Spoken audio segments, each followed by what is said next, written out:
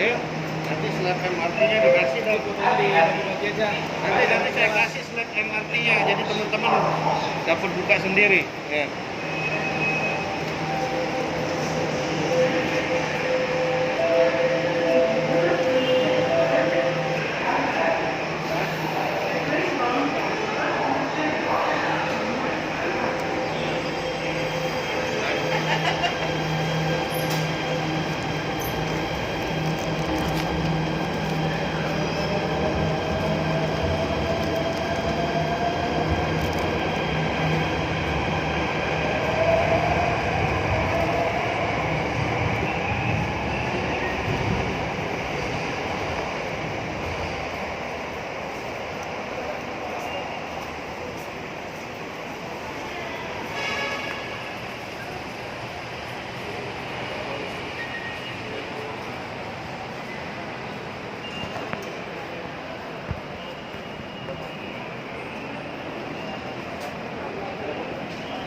Halo Mbak. Halo, pagi Pak. Halo.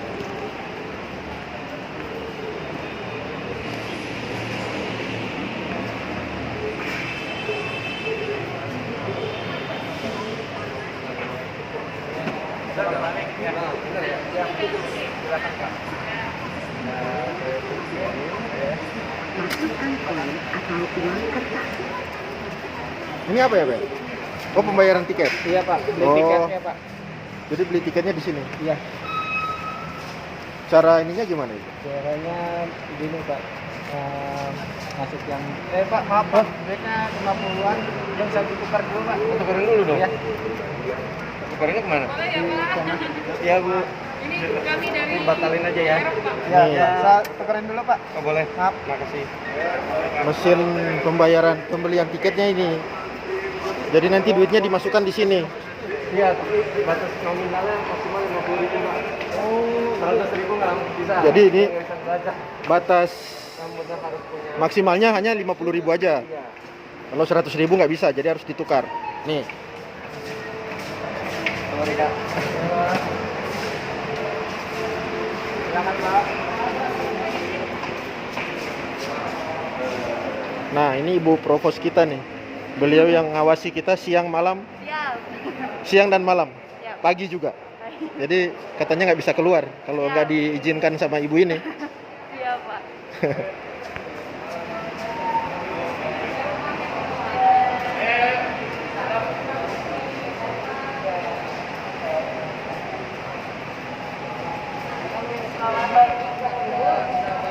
Berkumpul untuk kami akan menjelaskan terkait dengan MRT Jakarta.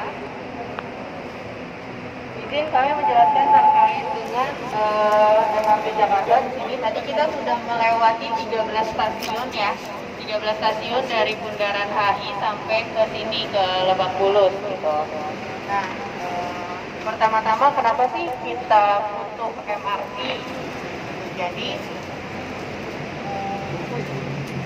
Jadi di sini kita dapat fakta bahwa ini udah dapat belum ya materinya? Udah ya. Nah, jadi kenapa kita butuh MRT Jakarta? Jadi ini data-datanya bahwa penggunaan transportasi publik di Jabodetabek ini masih 32%. Jadi masih sangat rendah untuk penggunaan transportasi publik di Jabodetabek. Kemudian warga Jabodetabek menghabiskan waktu di perjalanan selama 4 jam per hari gitu. Jadi kita kan misalkan tinggal di Bekasi atau di Bogor tapi kerjanya di Jakarta gitu. Jadi pulang pergi untuk kerja itu membutuhkan waktu 4 jam per hari. Kemudian data selanjutnya adalah 43% emisi berasal dari sektor transportasi yang diperkirakan mencapai 25.000 ton per tahun. Nah, ini isunya adalah emisi. Kemudian ini kerugian akibat kemacetan diperkirakan mencapai 100 triliun dalam 1 tahun. Jadi ini kerugian-kerugian yang dirasakan oleh pengguna menggunakan transportasi pribadi. Kemudian ini MRT Jakartanya sendiri. MRT Jakarta merupakan BUMD ya. Jadi kita milik Pemprov DKI, kita badan usaha milik daerah, miliknya Pemprov DKI, kita mendapatkan 3 mandat nih dari Pemprov DKI. Yang pertama adalah pembangunan infrastruktur. Jadi infrastrukturnya itu apa aja? Yaitu stasiun, 13 stasiun saat ini. Kemudian depo, ini yang Bapak Ibu lihat di belakang ini adalah deponya MRT. Deponya MRT, kemudian ada rel keretanya dan keretanya MRT Jakarta. Ini dibangun oleh MRT-nya sendiri gitu. Kalau mau dibandingin itu kayak LRT-nya yang ada di pinggir tol tuh, itu yang bangun Adikarya, tapi yang operasionalkan itu adalah KAI. Nah ini kalau MRT Jakarta itu kita yang bangun, kita yang operasikan. Seperti itu Bapak Ibu. Kemudian yang kedua adalah operasi pemeliharaan. Baik itu stasiun, depo, rel kereta dan kereta MRT sendiri, itu kita yang maintenance, pemeliharaannya. Jadi dari pagi jam 5 sampai jam 12 malam itu operasional MRT Jakarta. Setelah itu pemeliharaannya juga dilakukan oleh PT MRT Jakarta, karyawan-karyawan MRT gitu. Nah, kemudian bisnis dan kawasan berorientasi transit atau KBT. Jadi nggak hanya operasional MRT keretanya aja, tapi kita juga ada bisnis yang MRT dapat mandat juga dari Pemprov DKI. Apa sih bisnisnya? Kalau Bapak Ibu tadi lihat ya di stasiun Bundaran HI yang tadi kita lewatin ada iklan-iklan. Nah itu iklannya kita bekerja sama swasta untuk swasta carikan mitra yang mau beriklan di stasiun MRT kayak gitu. Yang kedua adalah kalau Bapak Ibu dengar tadi pas di kereta seperti stasiun ini Lebak Bulus Grab. Nah itu Grab itu bayar ke MRT untuk namanya bisa disebutkan, bisa ditaruh di stasiun ini. Itu jadi pendapatannya PT MRT juga. Seperti itu. Le mineral ya. Le mineral ya Mbak. Gimana? Le mineral. Iya, seperti itu juga. Kalau ini namanya, kalau misalnya Lebak Bulus Grab itu namanya business naming right. Gitu. Jadi pembelian nama stasiun. Bertahan lama. Nah, Kontraknya bertahan lama itu. Berapa kontraknya? Grab. Lah urus Grab itu berapa lama tahannya itu ya kontraknya? oh naming rights-nya itu 10 sampai 15 tahun sih, tergantung sama kontraknya masing-masing stasiun dengan mitra. Lanjut. Ya, kami lanjut. Ini untuk jalur MRT Jakarta. Jadi yang sudah dibangun itu dari Lebak Bulus sampai Bundaran HI yang tadi kita sudah jalan ya bareng-bareng. Kemudian lagi pembangunan itu dari Bundaran HI ke kota. Ini lagi pembangunan, lagi proses perizinan. Nanti dari Bundaran HI lewatin istana, kemudian sampai ke kota. Gitu. Nah, kalau tadi kita udah melewati dari underground, bawah tanah, terus ke layang kan, gitu. Nanti kalau fase 2-nya dari Bundaran HI sampai kota itu semuanya bawah tanah, gitu. Kemudian jalur selanjutnya itu adalah Cikarang Balaraja. Nah, ini masih proses dari Kemenhub, masih proses perizinan dan jalurnya. Gitu. Next.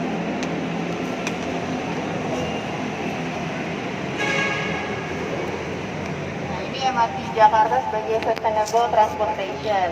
Nah, kita dari MRT Jakarta nggak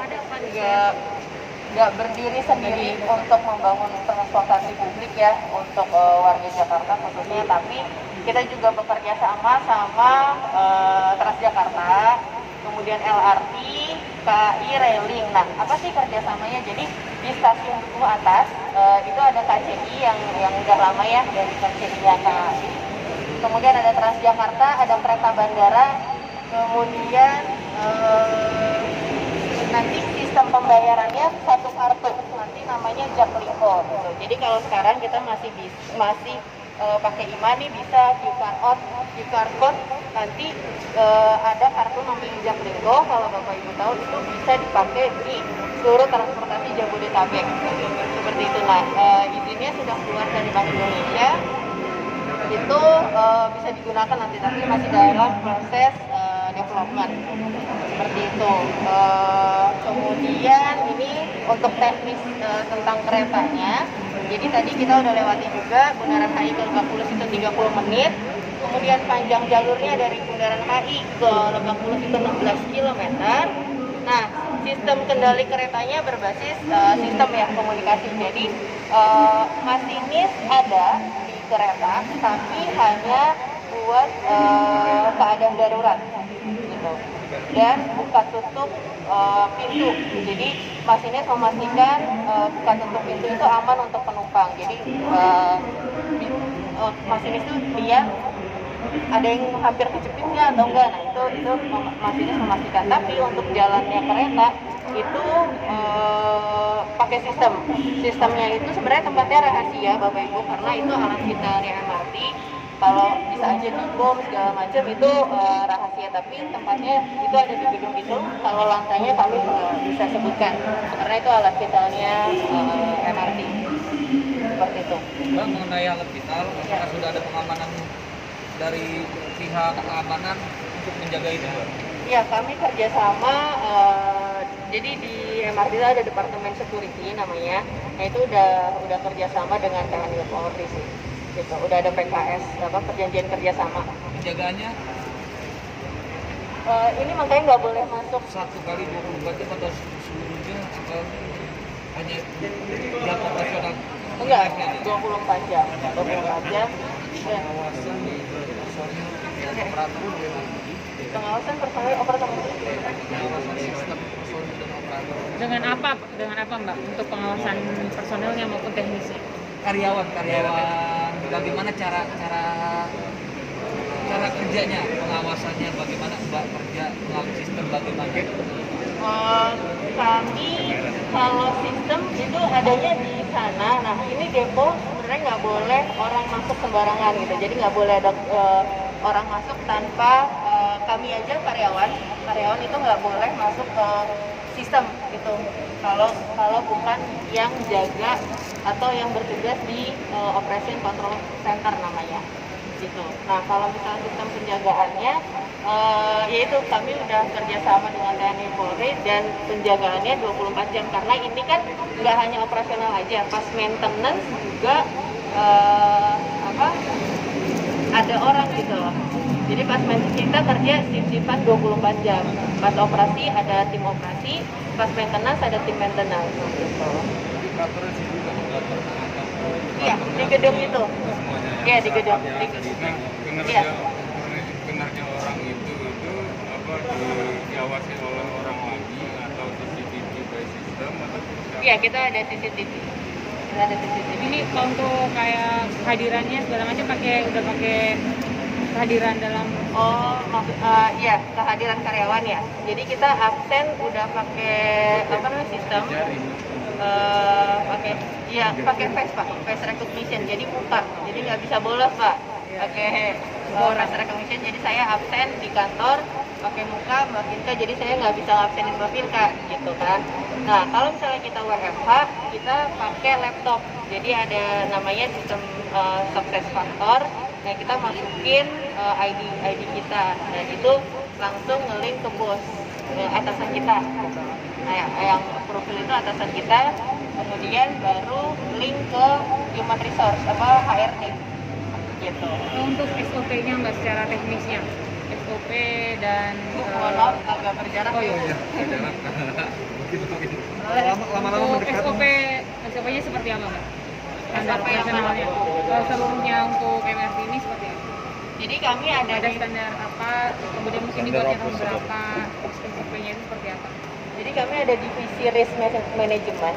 Nah itu divisi yang biasanya mengelola untuk SOP operasional kayak gitu. Jadi sebenarnya kita dari seluruh divisi itu udah bikin SOP. Gitu, Ada berapa divisi Mbak? Tahu nggak? Ada.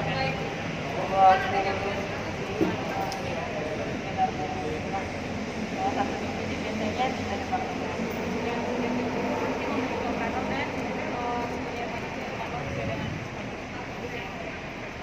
Iya. Suatu hari berapa penumpang? habis nanti giganya udah habis giganya Kan bisa habis nanti dia. Gitu dulu. Iya. Iya, Ini untuk dibawa ke apa nih? di sana. Ya. Mau diterapkan di Maluku.